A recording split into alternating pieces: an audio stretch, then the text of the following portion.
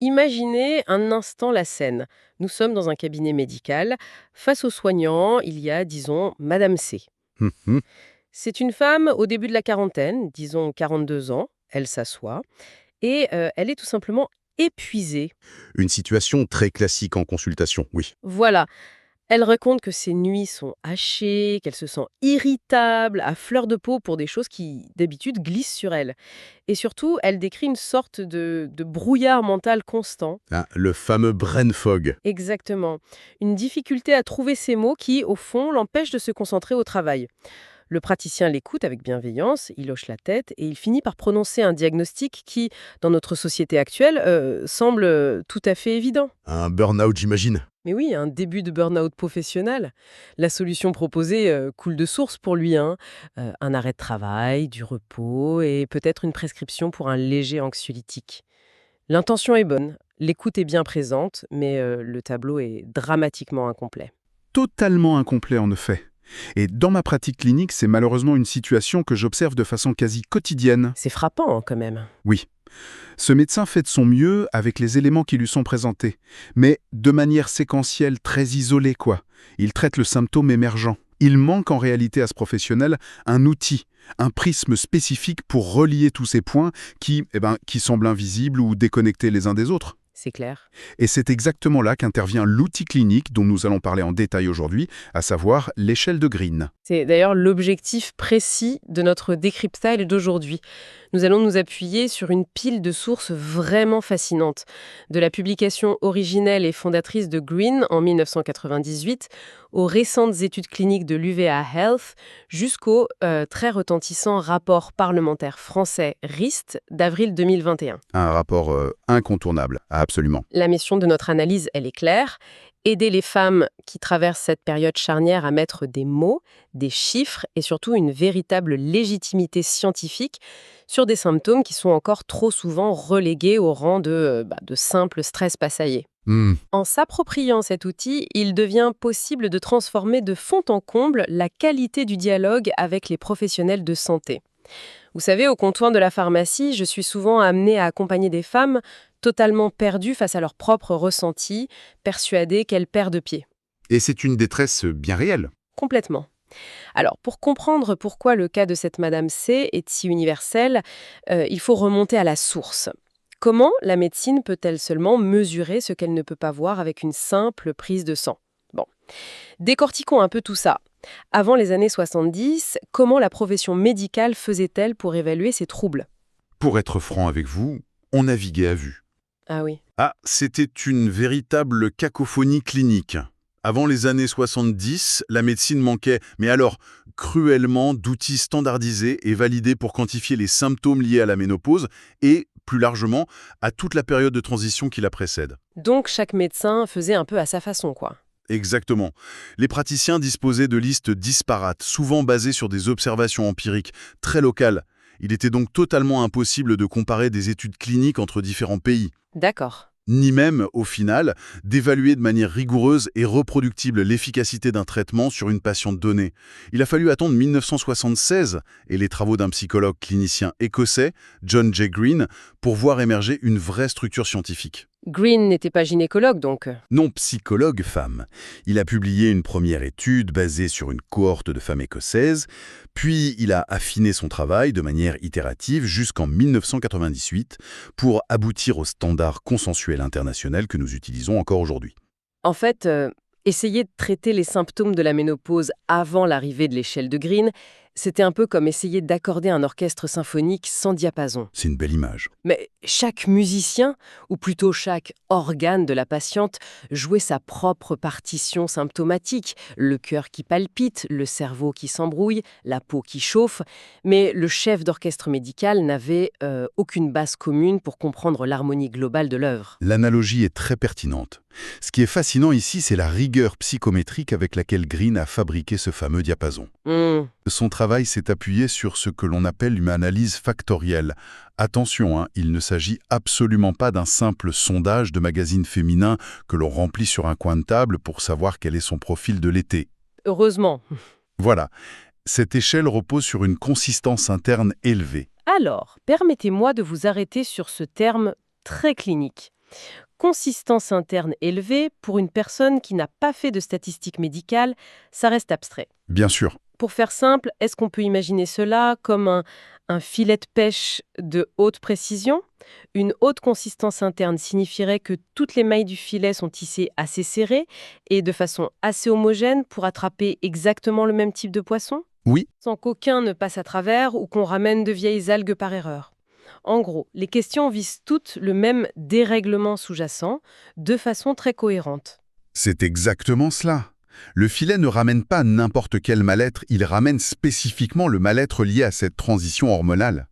La structure a été vérifiée, testée et retestée sur des milliers de profils, démontrant que les questions mesurent bel et bien les mêmes concepts profonds. C'est rassurant sur la fiabilité de l'outil. Extrêmement. L'outil est si robuste que son adoption mondiale a été massive. Imaginez, l'échelle a été traduite et validée dans 21 langues différentes, devenant vraiment la référence absolue. Il y a un détail terminologique dans les sources qui me semble d'une importance capitale pour la suite de notre analyse. Green a choisi d'appeler son outil une échelle climactérique et non pas une échelle ménopausique. Tout à fait. Pourquoi ce mot, qui sonne un peu comme un terme de météorologie, est-il en fait une avancée médicale majeure? Parce que le terme climactère englobe l'intégralité de la transition hormonale féminine. Il inclut bien sûr la ménopause, qui n'est finalement sur le plan médical que le jour précis qui marque une année entière consécutive sans règles. Un jour dans une vie, en somme? Voilà, c'est juste un marqueur temporel. Mais ce mot inclut surtout la périménopause, cette longue, très longue phase de turbulence qui précède, ainsi que les années de postménopause qui suivent. D'accord. Green avait compris, avec une acuité bien supérieure à beaucoup de ses contemporains en gynécologie, que les symptômes n'attendent pas l'arrêt définitif des règles pour frapper. La tempête commence bien avant. Ce qui explique parfaitement pourquoi notre Madame C, à 42 ans, a toute sa place dans cette discussion, même si elle a encore un cycle tout à fait régulier. Exactement. Elle est en plein dans le climactère. Puisque l'objectif de Green était de capturer toute cette période de transition, comment a-t-il réussi à faire entrer un tel chaos hormonal dans un simple questionnaire? Concrètement, pour les femmes qui souhaiteraient s'en servir pour préparer une consultation, l'outil s'auto-administre en 5 minutes, c'est bien ça? Oui, c'est très rapide. Il repose sur un système de cotation allant de 0, signifiant pas du tout gêné, à 3 pour une gêne extrême, sur un total de 21 items. Cela donne un score global maximum de 63. Mais comment ces 21 items sont-ils structurés pour faire le tri? Toute l'ingéniosité de l'outil réside dans sa segmentation. Les 21 items ne sont pas une simple liste de courses désordonnée. Ils sont méthodiquement répartis en 4 grandes dimensions symptomatiques qui explorent l'impact de la chute oestrogénique sur différents récepteurs du corps. Et quelles sont ces dimensions S? Premièrement, la dimension psychologique, qui couvre les items 1 à 11. Elle est même subdivisée, pour plus de précision, l'anxiété d'un côté, la dépression de l'autre. On y trouve des questions sur les palpitations, l'irritabilité ou les crises de panique. D'accord, donc on commence par la tête en quelque sorte. Et c'est ça. Deuxièmement, la dimension somatique, des items 12 à 18. Elle s'intéresse au corps physique en dehors des chaleurs, les douleurs musculaires, les maux de tête, les engourdissements. Troisièmement, la dimension vasomotrice, avec les fameuses bouffées de chaleur et sueurs nocturnes qui, chose surprenante, ne représentent que les items 19 et 20. Seulement 2 questions sur 21. Et oui. Et enfin, une dimension sexuelle encapsulée dans le 21e item, axé sur la perte d'intérêt pour la sexualité. Cette répartition est vraiment fascinante parce qu'elle permet de tordre le cou à d'énormes clichés sociétaux. Absolument. Quand on pense au mot ménopause, l'image d'Épinal numéro 1, c'est la femme qui s'évente frénétiquement à cause d'une bouffée de chaleur. Pourtant, quand j'écoute les patientes au comptoir, elles me parlent en priorité d'une tristesse inexplicable, d'une perte d'élan vital ou de ce brouillard cognitif qui les terrifie.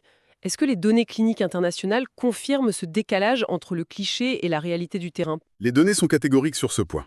Si l'on regarde en détail l'étude menée par le Dr Sotomayor en Équateur sur une cohorte de près de 400 femmes, les résultats bouleversent complètement les idées reçues. Qu'est-ce qu'on y apprend? Ce ne sont pas les bouffées de chaleur qui dominent. Les difficultés de concentration et la perte de mémoire arrivent en tête des plaintes chez 87% des participantes.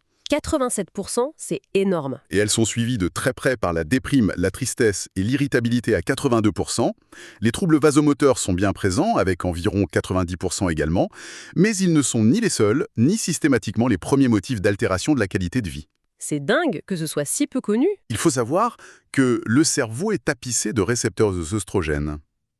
Quand ceux-ci fluctuent, la chimie des neurotransmetteurs s'affole, ce qui explique très logiquement ces troubles cognitifs majeurs. Justement, permettez-moi de faire l'avocat du diable sur cette dimension psychologique, car c'est là que le bât blesse souvent, je trouve. Je vous en prie. Quand on lit concrètement les 11 premiers items de l'échelle de Green, on y trouve les tensions, les difficultés d'endormissement, le manque d'énergie, les crises de larmes.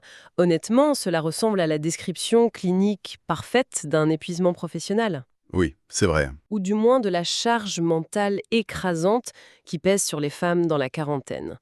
Entre la gestion d'une carrière, les adolescents à la maison, les parents qui vieillissent.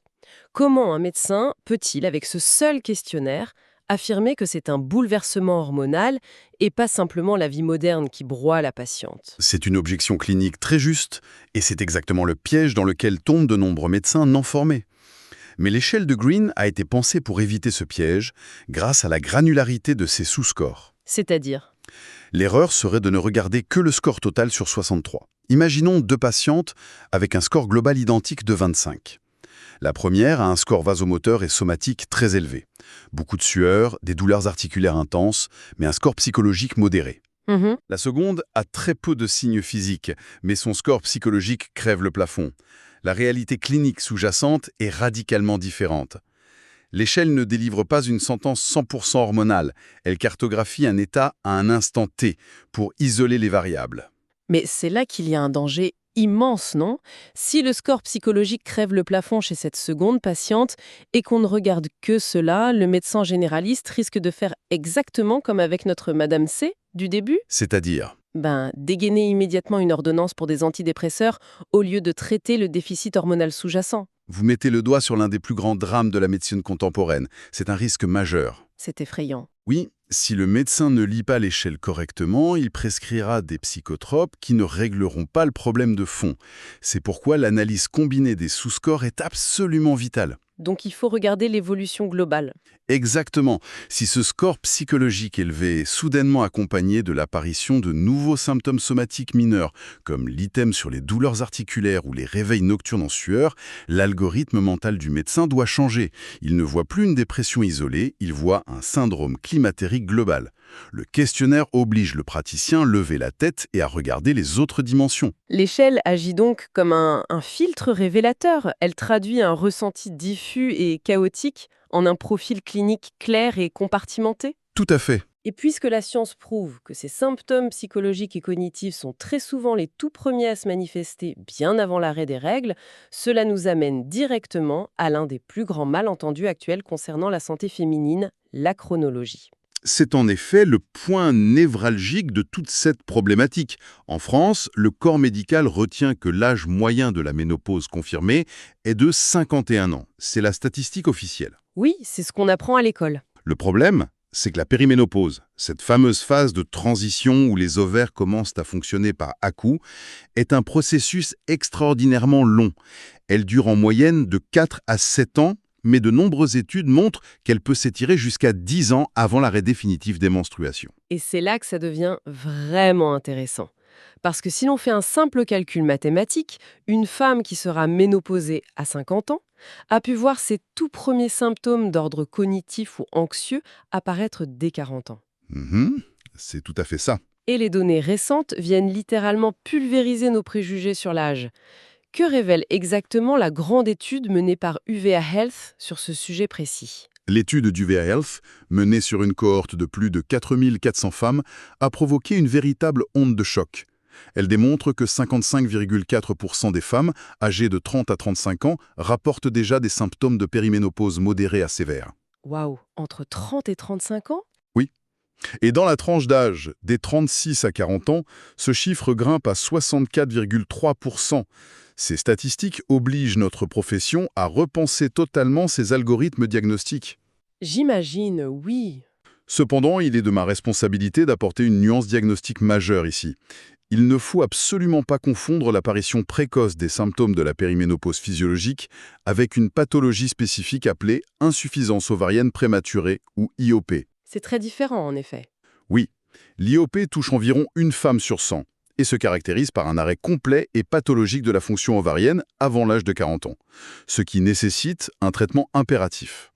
La périménopause dont nous parlons ici, c'est le vieillissement ovarien naturel, qui s'avère simplement démarrer de façon bruyante et symptomatique beaucoup plus tôt que ce qu'on enseignait dans les facultés de médecine. Comme une pente douce, une colline tranquille, où les taux d'hormones descendent sagement et linéairement, mois après mois, jusqu'au repos final de l'ovaire. Si seulement c'était le cas. Ben oui. Dans mon officine, je dois souvent expliquer que c'est tout l'inverse. Ce n'est pas une pente douce, c'est une montagne russe totalement erratique. Certains mois, le corps produit une quantité astronomique d'œstrogènes, créant des tensions mammaires douloureuses, un gonflement et une irritabilité explosive. La fameuse hyper-oestrogénie relative. C'est ça. Et le mois suivant, le taux s'effondre brutalement, déclenchant des sueurs froides et des insomnies à 4 heures du matin. Si l'on relie cela à la situation globale du diagnostic médical, cette excellente métaphore de la montagne russe explique de façon limpide pourquoi la prise de sang est un outil très décevant à ce stade de la vie d'une femme. Ah oui, le fameux dosage hormonal qui revient normal. Exactement. Si l'on fait une prise de sang pour doser les hormones le jour précis où la patiente est au sommet de la montagne russe, c'est-à-dire quand ses oestrogènes crèvent le plafond, le laboratoire renverra un résultat indiquant que tout est normal, voire que la réserve est florissante. C'est terrible pour la patiente. Et le médecin dira à la patiente « Vous n'êtes pas en périménopause, vos taux sont hauts ». Pourtant, la patiente souffre le martyre en raison des fluctuations. C'est précisément pour cela que l'échelle de Green a une pertinence clinique infiniment supérieure à ce stade. Parce qu'elle regarde sur la durée, c'est ça, hein. Voilà. Elle demande d'évaluer le ressenti sur les 2 à 4 dernières semaines. Elle liste les variations journalières pour capturer l'impact réel et soutenu de ces montagnes russes sur la qualité de vie, ce qu'aucune photographie sanguine instantanée ne peut accomplir. C'est un changement de paradigme fascinant. Il faut écouter le film de la vie de la patiente sur un mois, plutôt que de regarder une photographie sanguine figée sur une seconde. Et cette incompréhension médicale face à la périménopause n'est pas qu'un détail technique. Non, loin de là. C'est devenu un enjeu de santé publique absolument massif, particulièrement en France. Cela nous amène au fameux rapport parlementaire de la députée Rist, publié en avril 2025. Les chiffres issus de ce rapport mettent en lumière un décalage inquiétant entre la réalité vécue par les femmes et les réponses du système de santé. Que disent exactement ces données ? Le rapport Rist s'appuie, entre autres, sur la grande cohorte de l'étude ELISA, et les conclusions donnent le vertige. 9 Françaises sur 10, soit 87% très exactement, présentent des symptômes incommodants en plus de l'arrêt des règles. 9 sur 10. Le besoin de soulagement est immense. Pourtant, selon ce même rapport, seuls 2,5% des femmes utilisent un traitement hormonal de la ménopause. Le fossé est abyssal. C'est presque difficile à croire. Et c'est plus grave encore en termes de prévention primaire. 47,7% des femmes déjà ménopausées déclarent n'avoir reçu strictement aucune information préalable de la part des professionnels de santé. Ce silence médical, fondé sur une méconnaissance ou une minimisation des symptômes, a des conséquences directes et très lourdes sur la trajectoire de santé de ces femmes. Symptômes avec une échelle de Green, ce n'est pas faire un caprice pour obtenir des nuits plus confortables. Absolument pas. C'est un véritable acte de prévention santé à long terme. Le rapport souligne des données scientifiques claires. Des bouffées de chaleur fréquentes, intenses et non traitées sont associées à une augmentation de plus de 50% du risque d'événements cardiovasculaires futurs. C'est un chiffre qu'on ne peut pas ignorer. Les symptômes que le corps exprime aujourd'hui sont des messagers. Ils informent le clinicien sur la santé future des artères, du cœur, mais aussi sur la solidité de la trame osseuse face au risque d'ostéoporose. Quantifier rigoureusement ces symptômes, c'est en fait se donner l'opportunité d'agir tôt en prévention. C'est l'essence même de la médecine préventive moderne. Cependant, tout en reconnaissant les immenses mérites de l'échelle de Green qui a défriché ce terrain, l'intégrité scientifique exige que l'on aborde ses limites. Cet outil a été structuré il y a près d'un demi-siècle. Or, la gynécologie a évolué. Ah, quelles sont ses limites, Sam ? L'échelle de Green souffre d'un angle mort majeur. Elle passe totalement sous silence une dimension clinique essentielle que les sociétés savantes ont officiellement reconnue et nommée en 2014. À savoir le syndrome génito-urinaire de la ménopause. Effectivement, quand on parcourt les 21 questions, on ne trouve aucune mention de la sécheuse vaginale sévère, des douleurs vives pendant les rapports sexuels ou des infections urinaires à répétition qui pourtant gâchent la vie de tant de patientes. Rien du tout. Il n'y a que le dernier item qui aborde timidement la baisse d'intérêt pour la sexualité, ce qui est extrêmement réducteur. Alors, qu'est-ce que tout cela signifie au fond, ça? Doit-on jeter l'échelle de Green à la poubelle sous prétexte que la science de 2025 l'a dépassée? Certainement pas. Elle reste le socle psychométrique le plus robuste et le plus étudié au monde. Ce qu'il faut, c'est adopter une vision intégrative et actualisée. On l'adapte donc. C'est ça. Les chercheurs ne sont pas restés les bras croisés. En France, par exemple, une équipe a publié en 2025 dans la revue Maturitas l'échelle GAMS. C'est une adaptation directe de la matrice de Green, mais intelligemment recalibrée pour inclure ces fameux troubles urinaires et génitaux manquants. Ah, c'est une excellente nouvelle. Il existe également l'échelle MRS, qui est plus courte, avec 11 items, souvent privilégiés lors de consultations très minutées. Et sur le versant purement biologique, nous avançons aussi. L'utilisation du dosage de l'hormone antimularienne, la fameuse AMH, commence à offrir, lorsqu'elle est couplée à ces questionnaires, un reflet beaucoup plus prédictif de la réserve ovarienne. Donc ce n'est plus juste un questionnaire dans son coin. Voilà, la médecine de demain est une synergie. Le questionnaire d'auto-évaluation cartographie le terrain et révèle les ressentis. Ensuite, le médecin utilise ce plan pour cibler son interrogatoire sur les zones d'ombre et la biologie vient, le cas échéant, appuyer le raisonnement clinique. C'est un véritable travail d'équipe qui se dessine, une alliance thérapeutique entre la femme, un outil scientifique validé, et le professionnel de santé. Pour synthétiser notre analyse approfondie, l'échelle de Green ne doit jamais être perçue comme une sentence ou un diagnostic médical définitif. Non, surtout pas. C'est avant tout un puissant outil d'empowerment pour les patientes. C'est un traducteur universel. Il prend une formulation souvent perçue comme vague par le corps médical, comme « je n'en peux plus, je ne me sens plus moi-même », et la transforme en un tableau de bord clinique structuré, clair et incontestable. Un tableau prêt à être partagé avec son médecin traitant, son pharmacien ou sa sage-femme. C'est sa vocation première, oui. L'échelle objective l'impalpable et redonne une totale légitimité à la parole et aux mots de la patiente. Il y a d'ailleurs un dernier rappel qui me semble absolument indispensable avant de conclure. Obtenir un score élevé en remplissant ce questionnaire chez soi n'est ni une fatalité, ni systématiquement la signature d'une ménopause compliquée. Tout à fait. Le diagnostic différentiel est crucial. Oui, ce questionnaire est une excellente boussole, mais il faut garder à l'esprit que la médecine est complexe. Un score qui s'emballe sur la fatigue et la frilosité peut aussi révéler une glande thyroïde qui devient un peu paresseuse, ou bien une anémie sévère due à des règles hémorragiques typiques de la quarantaine. Exactement. L'auto-évaluation permet de préparer remarquablement le terrain de la consultation, mais elle ne remplacera jamais l'expertise globale, l'examen clinique et le suivi personnalisé d'un professionnel de la santé.